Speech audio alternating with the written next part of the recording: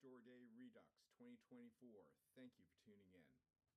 So Saturday, as everyone knows, was Record Store Day for 2024. And for those of you who don't know, it's a promotional event designed to drive business to independent record stores. They're cashing in on the vinyl resurgence over the past, 15 years. So a lot of exclusive titles, a lot of first issues, a lot of limited editions, special picture disc type of things to drive business to get you into the record store. So it's become a big deal over the years. And I've been going for a number of years now, maybe about 4 years, since I got back into vinyl. And I had a good time on Saturday. It was a lot of fun. Unexpectedly, my wife's schedule was clear, so we actually had a Saturday off together for the first time, ever. So she wanted to go with me. I wanted her to go with me, and we had a terrific time. So we left the house around 9:40, drove down to Falls Church, Virginia, to CD Seller. CD Seller has been in business for about 30 odd years, and these guys are pretty astute. They've managed to weather the change in media types over the decades and remain successful. So they're one of the largest record stores in the Northern Virginia area. And the line dissipated by the time we got there. We got there around 10 after 10, and the line had dissipated, but there was still a crowd. So my wife stayed on the periphery looking at the books, and then she disappeared to the jazz and classical section, which was much quieter. I, of course, did the opposite and dove right in, started bumping shoulders, talking with people. Oh, have you heard that? So I was having a lot of fun, had a great time. And I had my number one find. I got the Mal Waldron and Steve Lacy, The Mighty Warriors, and this is with Reggie Workman and Andrew Sorrell. It's one of these Zev Feldman reissues of archival material that he specializes in, and he does titles every year. This one is on Elemental. Is that right? Yeah, Elemental. And it's number 1318 of 2,350 titles.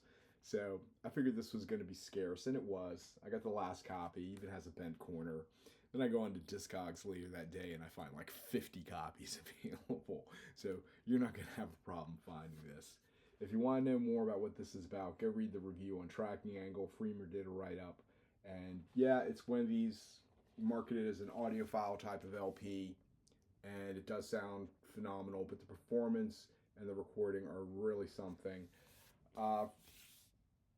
I went after this title specifically because I watched too much Stunt Rock Confusion, and I've been listening to Steve Lacy records for the past half year or year because he's always on about Steve Lacy. And typically I enjoy the records, but it takes me a couple listens to figure out what's going on because he is a unique performer, and he's always very interesting. This one was easy peasy because 2/3 of the titles are covers of Monk tunes, and I'm very familiar with the Monk albums.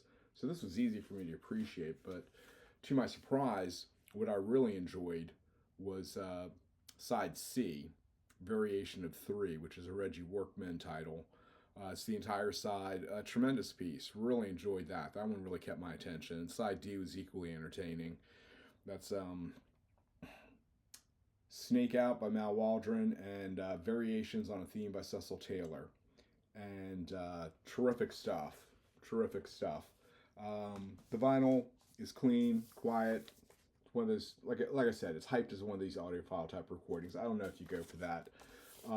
I buy some audiophile titles. I'll buy Tone Poets if I can find them at a discount, but I'm not paying $40 for the going rate. It comes with a nice booklet, nice gloss booklet, The Mighty Warriors, nice photographs, interesting artwork. I have not started reading this yet. Flip, not bend. There we go. A little bit of reflection. So looking forward to sitting down and giving this a second listen and maybe start reading through that booklet. The other title that I was after, I found 2 of them at CD Seller, 1 at a second store. And that was the Gil Scott-Heron and Brian Jackson reissue of Winter in America. This is my original Strata East, and as you can tell from the cover, it's beat.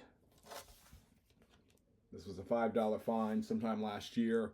But I'm happy to say it plays more like a $3 find. So that's the OG. So I bought the reissue because I wanted to have a clean copy. This should be an easy record to get, and it just eludes me. Every time one of the local stores gets it in, someone beats me to it. So I have to have a conversation with them. Say, next time, put it aside for me. Otherwise, Discogs. But the reissue was postponed. This was supposed to come out last autumn. Didn't happen. Came out this spring.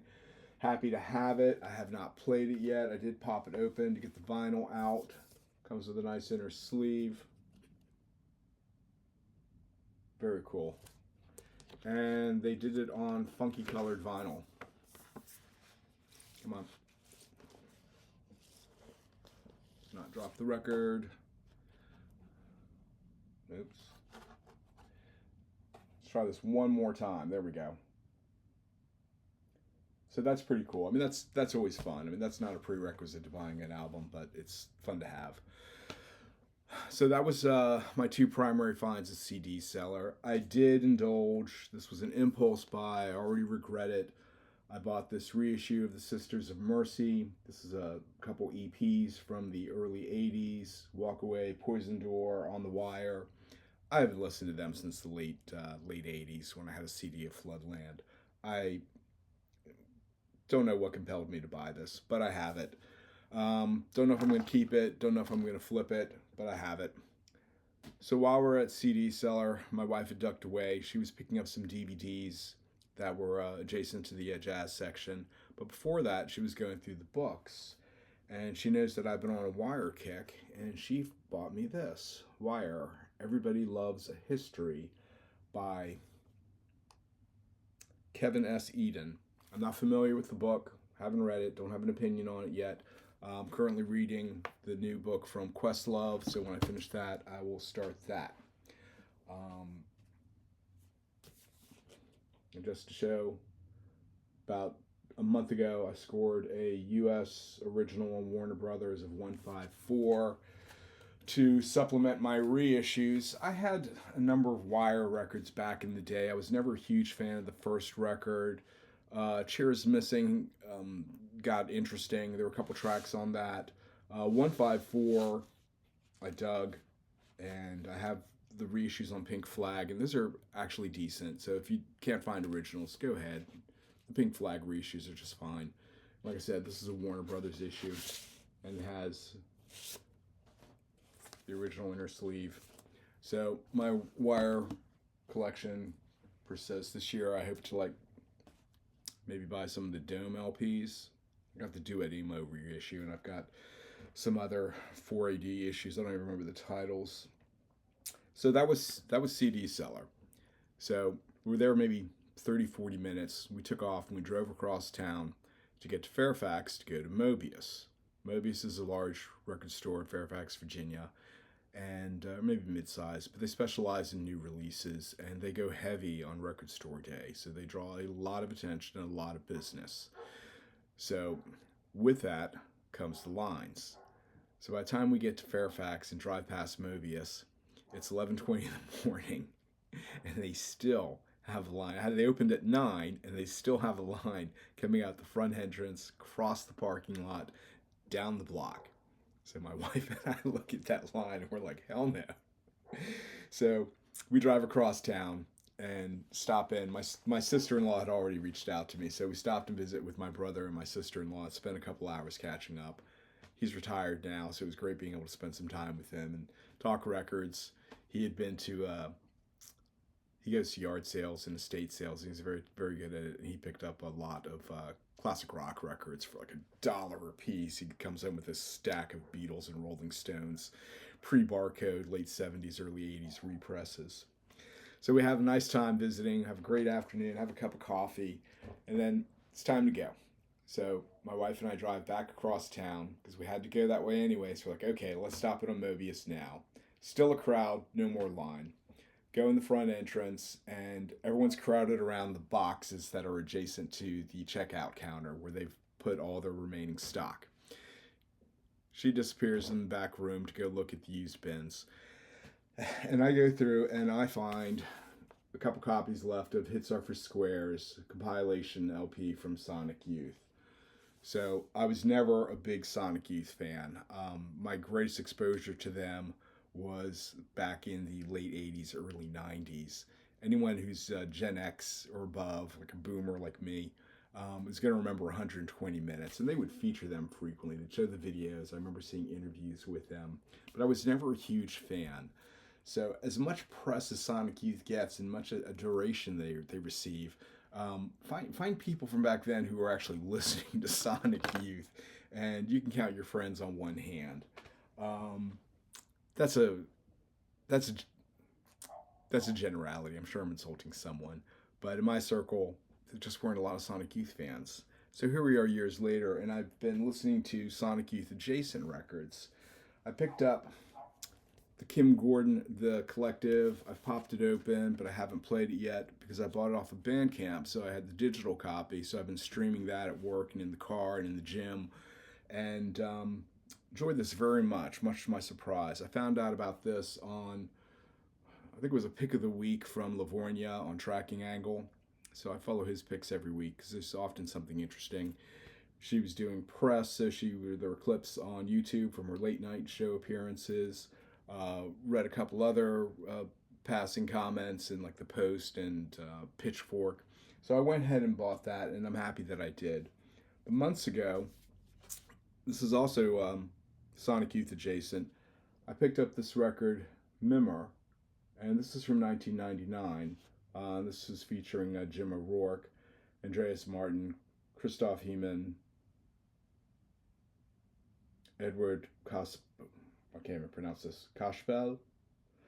Anyway, this is electroacoustical ambient record. Side one, just really engaging, and then there's this slow pulsating rhythm, and your thoughts turn to krautrock. So I'm considering this krautrock adjacent. Side two is equally engaging. Very happy to have this. Oops, came with a postcard. Translucent green vinyl. That's always fun. It's no big. I mean, it's not the reason to buy the record, but it's fun. And it came with a postcard of the album artwork. So this was a numbered limited edition. I've got the hype sticker around here somewhere. It's not a hard record to get. You can find that on Discogs all week long, about $20. And then also, I picked up Churning of the Ocean, Lee Ronaldo, Jim Jarmusch, Mark Uselli, and Balaz Pandi, and this is on Trost Records. So not being an original thinker, I probably got a lead on this, maybe from Seeking a Thread, because this is the kind of title that I would pick up from watching that. Also on Tricked Out Translucent Vinyl. Sounds great. Really loving these records. This one in particular, this was an impulse buy. I'd heard it, I was exposed to it, I saw it on Bandcamp, and I was like, I want that. And really happy with that purchase. That was a great find. Again, much more guitar-orientated, kind of a, I don't know, would I consider it a jam record? Possibly. That's not really my bag. That's why I'm kind of surprised how much I enjoy that. So that was the Record Store Day titles. That was my trips to the two larger stores in this area. But for me, Record Store Day really was Record Store Day weekend, and it started Thursday after work.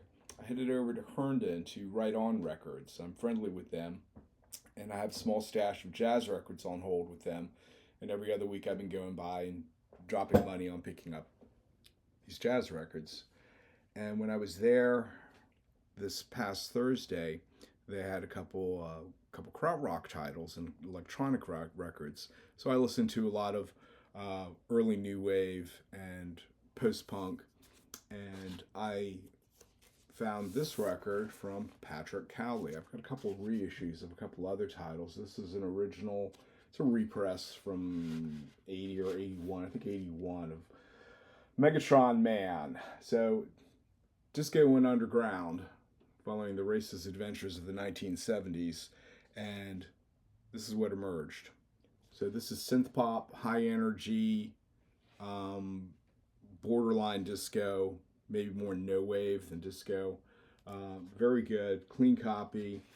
This is on Metronome. Nothing particularly inspiring about the label. Very happy to have that. Got that at a competitive price. And my other find, thank you, Right On Records. I got a 1980 repress of Hallo Gallo from Noi. This is their first album, repackaged and repressed and reissued in 1980 on Brain Records. So it is the first record, but it's got alternative artwork. And Rock on Brain apparently was some midline priced reissue series, because as you can tell, there are other titles that are reissued. I've not seen those out in the wild. I've not seen this out in the wild, so I'm happy to have it. The cover is in pretty decent shape, but the record is beautiful. The record plays wonderful.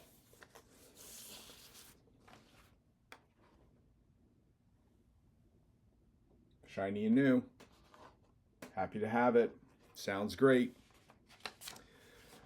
So this will complement my reissue sitting on the shelf. Shame the cover's not a little bit better. I mean, there's some sticker wear and there's some edge wear, but obviously someone enjoyed it if you've got marks on the cover. So got this at an attractive price as well. I think this is competitive with Discogs. I paid around $40 for it. So that was my my fun experience at Right On Records. So Friday, I had a luncheon to attend, which I enjoyed. Then I watched Stunt Rock in the evening. Saturday morning, we hit the two stores in Fairfax and Falls Church, and then on Sunday afternoon, nope, we're not done yet. Sunday afternoon, I made it up to Leesburg and went to Dig, Vintage Clothing and Records, and I'm on good terms with them as well. I'm equilateral distance between Dig and Right On, so whoever gets in something first is where I'm headed. Great guys, terrific guys. They do very, very great price, competitive pricing. They price aggressively, and he, like Right On, they piggyback on Record Store Day. They don't have the means to order off the official list, so they pull out, like I'm sure many small record stores do. They pull out their heavy hitters and they put them up on the wall. They use them on Instagram to drive business. They encourage to encourage people, get people hyped up and ready for Record Store Day. So while you can't get an RSD title there, you're really not going to miss it because your finds are going to be great, as evidenced by this type of thing. So I drove up on Sunday afternoon to say hi, see how they did for business, and I knew that they were pulling the inventory down from the wall. And before it went into storage, this is my find of the week. I got a copy, a UK first pressing of Faust 4. And I've been wanting to get a copy of this for a while. I'd like to get a copy of Faust tapes as well. I'd like to get any originals of Faust. All I've got is a reissue picture disc. So, yes, I put it into one of these audiophile record protective sleeves. I haven't even played this yet. This is next on my to-do list this afternoon.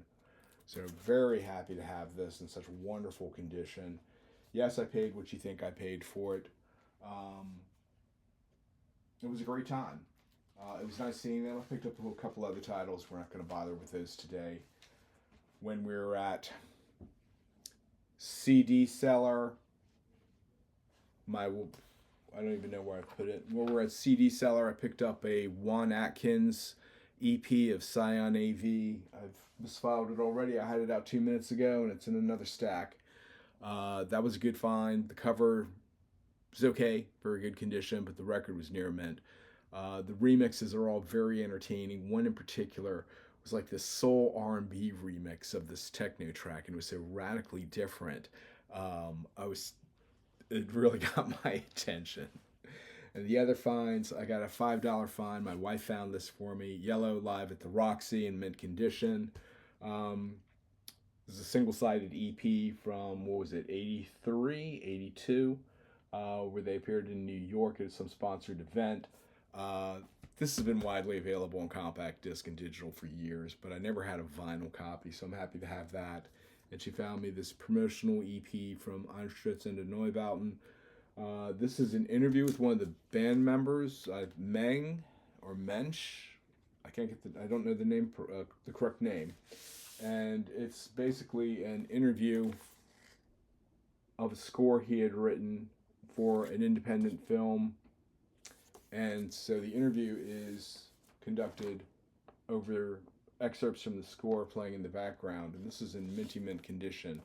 So very happy to have that. I think I overpaid for it. Looked this up as well. It's not terribly rare, but it is a bit obscure. So nice to have that. I've already played that one as well.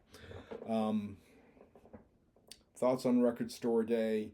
I appreciate the diversity of the list. I appreciate that it draws business to a lot of the independent stores. I have fun with it. I don't know if you do. Leave your thoughts and comments below if you're inclined to. Other titles I was looking for, I really wanted to get a copy of the David Sylvian, Steve Jansen, Burnt Friedman album they recorded as Nine Horses, Snowborn Sorrow. That was a UK EU exclusive. There weren't any here in the US. So I went on Discogs out of curiosity and eBay, and the prices on the second-hand market are already up over $100. And, you know, I get it. Hardcore fans are going to want to move on that. Collectors are going to want to move on that. I'm a serious fan of these artists, but I am not spending that money. I'm going to wait out Groenland Records doing a general release in 6 to 12 months. Not paying that kind of money. I didn't even bother looking for the David Bowie reissue. That type of archival material of demo tracks and lost tracks only has so much appeal. I did buy Divine Symmetry, and it's been played twice, and it's been sitting on the shelf collecting dust. So that informed my decision not to bother. I hope the people got to enjoy it. I'm not worrying about it. There were some other titles. The Jazz Dispensary issue might have been interesting, but I'm not playing the previous ones that I own, so those are in the flip stack, so I didn't bother looking for that. When I was watching the live stream from Seeking a Thread, he was going off about acetone. I found a couple copies of that, and there was some still available at Mobius, but I didn't move on it because I didn't know what it was at the time, but I was streaming it on Sunday morning, and as much as I enjoyed it, I don't feel that I need it. Someone who really appreciates that deserves that record. It wasn't for me. It was a pleasant listen. I don't have anything against it. I enjoyed it, and I'm sorry for his loss. The event itself, you know, there are titles like the Gil Scott-Heron and the Brian Jackson. Are there other titles that are worthy of reissue? Yeah, absolutely. We all know they are. Why don't they get a reissue? Money, politics. Someone felt that they could get a return on investment off of doing that, whereas some other worthwhile title lacks the popularity or familiarity. The hardcore music lovers know what these titles are. They inform me, they inform my purchasing decisions, and I'm grateful for that. But you know, the market is with the market. This is a sales promotional event. So while we're all enjoying our great finds and our not so great finds, Sisters of Mercy, you know, it was another record store day. Let me know what you think. Hope you had as much fun as I did. I had a great time with my wife. We had a splendid day. And this has been Record Store Day Redux 2024. My name is John. Thank you for watching.